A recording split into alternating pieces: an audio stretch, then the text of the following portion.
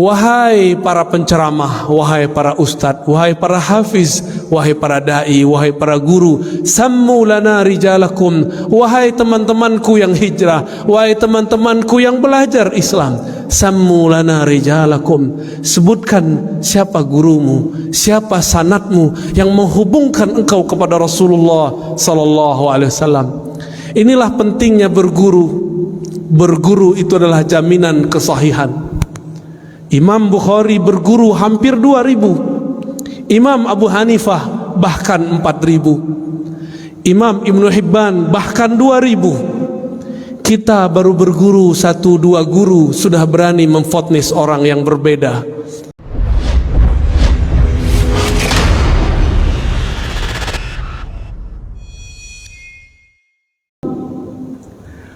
La ilaha illallah.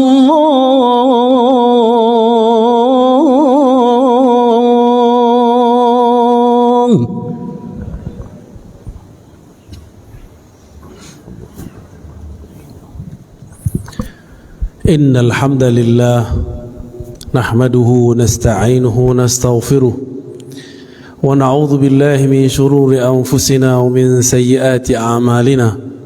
Man yahdihillahu fala mudilla lahu wa man yudlilhu fala hadiya lahu.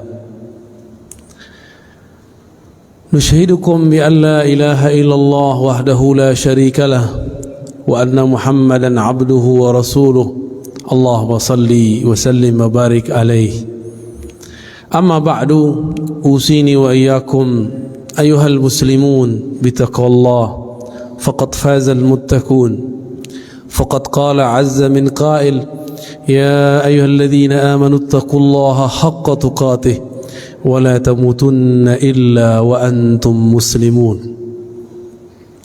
Wa qala sallallahu alaihi wasallam ittaqun nar walau bisyikki tamrah. Wa qala aidan at-taqwa hahuna wa asyara ila sadrihi thalathan. Jemaah Jumat yang diberkahi Allah, marilah kita memperbaharui iman dan takwa kita dengan memperbanyak kalimah tauhid, kalimatut taqwa, al-kalimatut thayyibah, yaitu la ilaha illallah. Nabi mengatakan iman itu bid'u wa sittuna syu'bah atau bid'u wa sab'una syu'bah. Iman itu ada 60 sampai 70 lebih cabang. A'laha qaulu la ilaha illallah. Yang tertinggi adalah ungkapan la ilaha illallah. Maka jika ingin melihat orang yang tertinggi iman, tauhid dan takwanya, perhatikanlah orang yang lisannya sebuk menyebut itu, yang kalbunya mantap dengan pemahaman kalimah itu. Allah menyebutnya di Quran dengan al-kalimah at-thayyibah, yang diperumpamakan dengan asy-syajarah at-thayyibah, pohon yang subur yang berbuah, buahnya pun enak dan nikmat. Maka orang beriman tidak ada hatinya kesepian jika dia diam temannya adalah la ilaha illallah. Tiada lupa kita bersalawat kepada baginda Nabi Muhammad sallallahu alaihi wasallam. Karena jasa beliaulah kita bisa menyembah Allah saat ini. Karena beliaulah kegelapan, kejahilan Allah kemudian keluarkan dari pikiran dan hati kita, dan alhamdulillah kita dijadikan umat yang mengikutinya, umat Nabi Muhammad sallallahu alaihi wasallam. Ada sekitar 12 nabi dalam riwayat yang banyak berharap dia diangkat atau dipilih menjadi umat Nabi Muhammad. Tapi kita tanpa perlu berdoa, Allah anugerahkan menjadi umat akhir zaman, umat Nabi Muhammad sallallahu alaihi wasallam. Suatu nikmat yang tiada tara, tapi nikmat berbanding dengan ujian dan cobaan. Maka semua cobaan yang ada semenjak Nabi Adam alaihissalam sampai kepada Nabi Isa ada pada umat Nabi Muhammad sallallahu alaihi wasallam. Tapi Allah mengabarkan, innallaha ma'as sabirin. Allah senantiasa membersamai orang-orang yang sabar. Semoga kita menjadi orang yang sabar. Jemaah Jumat yang dimuliakan Allah, pada khutbah yang sangat singkat ini kami akan menyampaikan satu riwayat hadis mengenai kewaspadaan kita di akhir zaman. Suatu kali diriwayatkan bahwa Sayyidina Ali dalam hadis Bukhari, begitu juga hadis Muslim, mengirimkan Ghunaimah atau Zuhaibah beberapa emas, beberapa harta rampasan perang tentunya, dikirim dari Yaman ke Madinatun Nabi, Madinah At-Tayyibah, Madinatul Rasul sallallahu alaihi wasallam. Sampai di Madinah, baginda Nabi sallallahu alaihi wasallam membagikannya kepada sahabat-sahabat yang berhak, yang mereka dianggap paling berjasa dalam Islam. Setelah pembagian selesai, tiba-tiba ada seseorang datang kepada baginda Nabi sallallahu alaihi wasallam, menerobos safnya para sahabat. Apa kata orang ini? Ya Rasulullah, ittaqillah. Begitu riwayat Imam Bukhari. Wahai Rasul Allah, takutlah kepada Allah, takwalah kepada Allah. Coba bayangkan, siapakah yang paling bertakwa di dunia ini? Bukankah itu Rasulullah? Dalam riwayat yang lain, ya Muhammad, i'dil ya Muhammad. Hei Muhammad, berbuat adillah engkau. Ternyata orang ini merasa pembagian untuknya tidak banyak. Ternyata dari dulu si emas, kalau sekarang kita sebut rupiah, dolar, pitih, uang, ini memang jadi bencana dari masa Rasulullah sampai zaman kita ini. Apa kira-kira perasaan sahabat ketika ada orang membentak Rasulullah dengan kalimat, ya Rasulullah ittaqillah. Wahai Rasulullah, kamu takutlah kepada Allah. Berarti dia sedang menghardik baginda Nabi Muhammad sallallahu alaihi wasallam. Apakah Nabi membalas? Tidak. Apakah Nabi membalas dengan kata-kata kasar? Tidak. Nabi diam. Itulah Nabi Muhammad sallallahu alaihi wasallam. Tiba-tiba Sayyidina Khalid ibn al-Walid sedang menghunuskan pedang. Tangannya gemeteran, menahan emosinya melihat kekasihnya Rasulullah dihardik oleh seseorang. Apa kata Khalid? Wahai baginda, izinkan aku untuk menebas lehernya. Apa kata Nabi SAW? Nabi dihina tapi beliau tidak membalas menghina. Apa kata beliau? Biarkan dia, mungkin dia masih sholat. Wahai Rasulullah, dia tidak sholat dengan hatinya busuk. Wahai Rasulullah, apa kata Nabi kepada Khalid? Wahai Khalid, aku tidak diperintahkan an unaqiba ma fi sudurin nas. Aku tidak diperintahkan sama sekali untuk mencari tahu isi hati manusia. Tidak jadi juri hati orang, niat orang. Akhirnya Khalid langsung memasukkan pedangnya yang tadi sudah hampir terbang melayang, membunuh orang yang kurang ajar kepada baginda Nabi sallallahu alaihi wasallam. Lihatlah akhlak beliau, dicaci, dihina, biasa saja, tidak balas menghardik, diam, dibiarkan. Kenapa? Ternyata di saat itu beliau dapat wahyu. Apa isi wahyunya? Beliau mengatakan, saya khuruj min di'di hadzal rajul, akan keluar dari generasi laki-laki tadi yang menghardik baginda Nabi sallallahu alaihi wasallam, qaumun yatluna ayatillah, sekelompok orang yang mereka fasih baca ayat Allah, yatluna ayatillahi ratbah, baca ayat Allahnya sangat fasih, hafalannya ratbah, sangat banyak dan lancar. Tetapi Al-Quran yang dia baca tidak tembus kepada kerongkongannya, apalagi ke dalam kolbunya. Tapi kemudian Nabi bersabda, inilah kalam yang sangat berbahaya. Inilah kalam yang disimpan Nabi. Fa idza laqitumuhum faqtuluhum. Jika engkau bertemu mereka, inilah yang sulit diterjemahkan. Apa terjemahan faqtuluhum? Apakah diartikan membunuh atau diartikan memerangi? Ulama kita memilih untuk zaman sekarang diartikan, maka faqtuluhum bimakna faqatiluhum. Maka perangi mereka. Dengan cara apa? Dengan cara mereka memerangi kita. Jika mereka memerangi kita dengan cara opini, perang lawan opini. Jika mereka mulai mengganggu ketenangan hidup kita secara keamanan, barulah kita angkat senjata berjihad fisabilillah. Apa yang menyeramkan dari kalimat tadi? Bukan kalimat faqtuluhum semata, tapi yang membuat kita sedikit agak bingung. Sebenarnya tidak bingung. Apa itu? Orang ini yang disuruh Rasulullah untuk diperangi, ternyata mereka hafal ayat Allah, lancar baca kitabullah, tapi kitabullahnya tidak tembus sampai kepada qalbunya.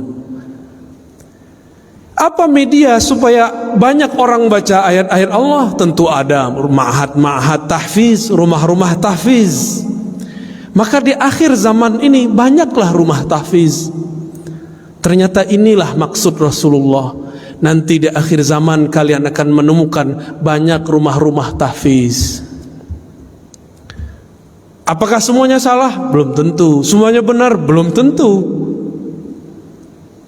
Jika bersumber pemahamannya, seirama pemahamannya dengan orang ini yang dia merasa suci, bahkan berani mengkritik baginda Rasulullah. Rasulullah sudah wafat. Kalau zaman sekarang mereka berani su'ul adab kepada para guru, para masyayikh, kita boleh menasihati orang, tapi jangan menghardik orang. Orang-orang ini menjadikan ayat sebagai alat untuk menghardik. Lafaznya sama dari dulu sampai sekarang. Orang-orang ini pasti kalimatnya ittaqillah, bertakwalah kepada Allah, seakan-akan dia paling bertakwa di alam semesta. Jemaah Jumat yang dimuliakan Allah, maka rumah tahfiz yang kita bina, ma'had tahfiz yang kita punya, yang kita wakafkan, harus betul-betul dijaga. Jangan sampai kesusupan pemahaman pengikut orang yang ini. Mohon kita semua menjadi pengawas lembaga-lembaga wakaf. Mohon kita menjadi semua pengawas rumah-rumah tahfiz. Apakah ini mengajarkan kurang ajar kepada Rasulullah, kurang ajar kepada pewaris Rasulullah, atau mereka yang mengajarkan cinta kasih, adab kepada wali Allah? Bapak, saudara, sahabat jamaah Jumat yang dimuliakan Allah, berdasarkan hadis ini, ulama-ulama kita sekarang mulai kebangkitan, mulai sadar. Kita mesti bersanad, mesti bersilsilah, mesti berguru dalam ilmu apa saja. Bagian akhir yang kamu sampaikan, ketika awal abad kedua, Al-Imam Muhammad ibn Sirin, seorang tabi'in, bertemu sahabat-sahabat Rasulullah. Ketika banyak orang hafal Quran dan sunnah, tapi pemahamannya tidak sesuai dengan yang dihafalnya, maka beliau mengatakan, fa idza zaharatil fitnah, ketika kekacauan sudah mulai muncul, maka kami bertanya, sammu lana rijalakum. Begitu diriwayatkan oleh Imam Muslim. Wahai para penceramah, wahai para ustadz, wahai para hafiz, wahai para da'i, wahai para guru, sammu lana rijalakum. Wahai teman-temanku yang hijrah, wahai teman-temanku yang belajar Islam, sammu lana rijalakum. Sebutkan siapa gurumu, siapa sanadmu yang menghubungkan engkau kepada Rasulullah sallallahu alaihi wasallam. Inilah pentingnya berguru. Berguru itu adalah jaminan kesahihan. Imam Bukhari berguru hampir 2000, Imam Abu Hanifah bahkan 4000.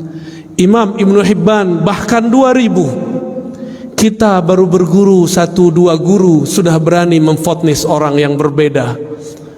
Betapa naifnya diri ini, betapa kelirunya kita, berapa emosionalnya kita beragama. Maka jemaah Jumat yang dimuliakan Allah, semoga di antara kita ada yang tersentuh hatinya, mulai hati-hati dengan proyek-proyek tahfiz Quran. Mari awasi, jika kita bagian dari orang yang mengikuti dan mengajarkan tahfiz Quran, mari menjemput pemahaman Al-Quran dari ahlinya. Fas'alu ahla dzikri in kuntum la ta'lamun. Ambillah ilmu, tanyalah ilmu kepada ahlinya jika kamu tidak tahu. Ilmu menghafal beda dengan ilmu memahami yang dihafal. Semoga Allah yufaqihna fid din wa 'allamana at-ta'wil wa yu'allimuna at-ta'wil. Semoga Allah membimbing kita memahami agama ini dan memahami isinya. Nasallallahu yubarika lana wa lisairil muslimina wal muslimat wa nasallallahu as-sattar al-ghaffar al-ghafur ay yaghfira lana wa yasturana bi sitrihil jamil wa yuzayyinana bi sitrihil jalal. ونسأل الله التوبة والمغفرة استغفروا أيها المسلمون فإنه كان غفارا اللهم صل على سيدنا ومولانا محمد وعلى آله وصحبه أجمعين. الحمد لله الذي هدانا لهذا وما كنا لنهتدي لولا أن هدانا الله. أشهد أن لا إله إلا الله وأشهد أن محمدا عبده ورسوله.